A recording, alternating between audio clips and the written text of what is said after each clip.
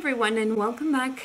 I am back to report on a project pan that I started recently, and these products were products that I tried for a while, and I never got an idea if I love them enough to repurchase them or to purchase them in a full size, and that was the main goal of this project pan. So today I'm going to do the finale, and I'm going to share with you all the products that I did finish and a little bit more on if I would repurchase them or not, based on the experience that I had with some of the samples here, because some were sample sizes and another one that it's a full size. So let's get started. Previously, I already finished the Maran Invisiblur Perfecting Shield. It was nice, but I really couldn't find the difference between that and maybe the Mary Kay one, I'm not going to say the baby skin. Yeah, it was kind of similar to the baby skin, but not really. This was a little bit thicker. It had more of a creamier and thicker formula that when you blend it into your skin, you really couldn't feel it, but it was thicker than, let's say, baby skin. It was okay. I do like silicone based primers, and I like to have them with a luminous primer like the Laura Mercier one. I like to have them both because depending on the state of my skin, sometimes I need something that will help me with all those I'm gonna say texture, maybe around my nose or around my mouth when I'm having some kind of psoriasis and stuff like that.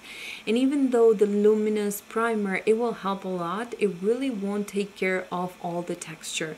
So I like to have options, and that's why I like to have two.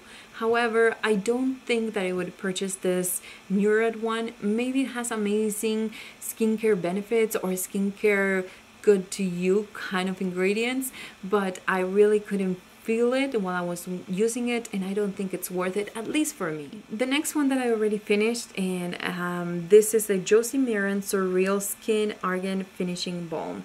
Now I have to say that a lot of people love this, but for my skin it didn't work. It has a million different things that you can do with this, and I mean, the idea behind it's amazing, but at the end of the day, it's a balm, and balms are one of those things that really do not agree with my skin all that much. So they either have to be put at night or they have to be put in a way where I can remove them later on. And that is not the purpose of a moisturizer. So it was just one of those things that it really didn't work for my skin. It would ball up with my foundation. And the problem that I have with balms, in particular myself, is you could use it also in your cheekbones, and I felt like every time I use it in the cheekbone area, it would clog my pores to the point that I would get those little kind of small white bumps that you get, or at least I get when my pores are clogged. When my clogs are poor, no, when my pores are clogged. So anyways, it's just it doesn't work for me. I know a lot of people love it. Maybe it's just because my psoriasis and my dry skin and the weather and the pollution and everything that I maybe didn't try it at the right time.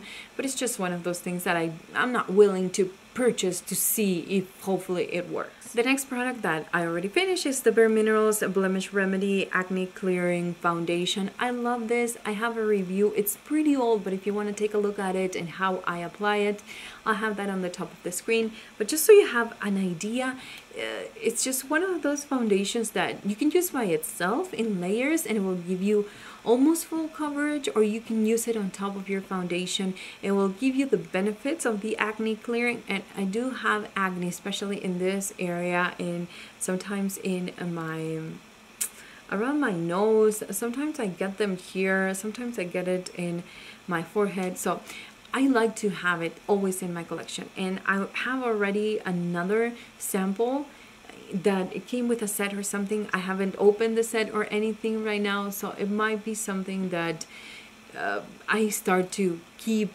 for those occasions where I need this foundation. So it's amazing. I do like it. I do recommend it, and I would absolutely purchase it in a full size as soon as I'm done with a lot of the other foundations, powder foundations that I already have in my collection. Now the next thing I finished is the Too Faced Chocolate Soleil bronzer.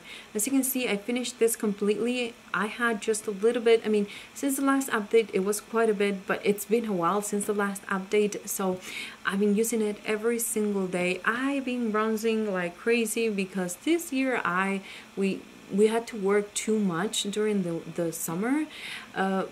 Most of you guys know that we have plans to move and a lot of things, and it's just one of those things that with the new business and stuff, it's just I was busy. I didn't have the time to spend so much in the sun or being at the pool or going to the lake or doing anything throughout the summer. It was kind of a busy summer, so I am not tan at all, and I depended a lot in bronzer to give me that bronzy look that I look for during the summertime. So I think that's why I finished this completely, and it kind of unexpectedly, because one day I realized that it was thinner, and then I had to repress it because it was broken. So I'm happy that it's done, and it's definitely something that I would love to purchase in a full size. The next product that I finished is the Pond's Luminous Finish BB Cream.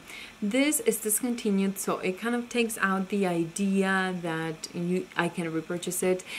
I do like it. I feel like it's good coverage and everything, but at this point, this was getting a little bit old, and it was kind of oxidizing on my skin. I don't know, it just was really changing colors, texture, and sometimes I will look at myself in this area right here and it would emphasize my pores, so it was hard to finish it. And again, maybe, you know, I could have opened it, I could have done a lot more things to finish it completely, but I'm calling it done, and I just don't want to use it anymore. I just think that it's not good for my skin, and there's no point of continuing to use something that I think it's going back. The other thing that I finished is the Smashbox Photo Finish Foundation Primer in Radiant. It's completely done. I was going to cut it, but this is the kind of product that when I cut them, because the packaging is hard, so you can't really squeeze it and show you how much I used. But the problem is every time I cut it, I lose one of the parts, and then I can't put it on my empties and I can't show it to you. So I decided to leave it like that. It's completely empty. There's nothing inside. I did like it. I didn't like it as much as I love my Laura Mercier Luminous Primer.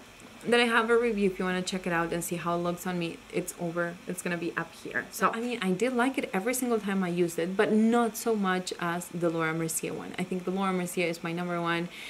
And I wanted to add it into this project because I've heard nothing but amazing things about it, but I just wanted to know for myself if it was better of what I already like. So anyways, even though this was a smaller project and I didn't have that many products, I think it was an eye-opener, and it was kind of helpful to see some of the things that I was not sure if they would work for me or not.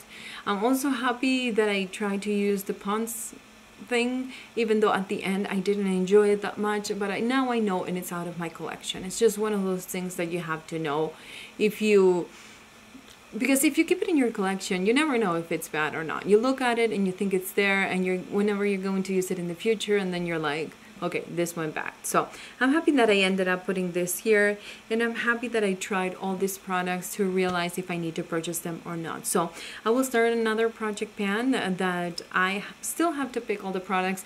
Well, I do have the products already picked for the project, but the problem is that I have too many, and I don't want to make a project 20 pan because I know it's going to be super long if I add 20 products, and I feel like these shorter ones are better for me. However, I might do a project 10 pan and get 10 products out of the way. I will be traveling soon, and I think those are going to be mostly the products that I will be taking with me, so it's going to be easier to use them every single day and kind of see progress. So hopefully that will be something that will be coming up soon. Again, I have to narrow down the list and make sure that I add things that I feel like will be able to finish, and only 10 of them. So that way, I don't know, I will feel a little bit better about it. So thank you so much for watching this video, guys. I hope that you're having a great day. Thank you for being patient and waiting for all these updates and things that I just didn't get around to do before. And if you're new, please remember to subscribe so you won't miss any future videos, and I'll see you on my next video. Bye, guys.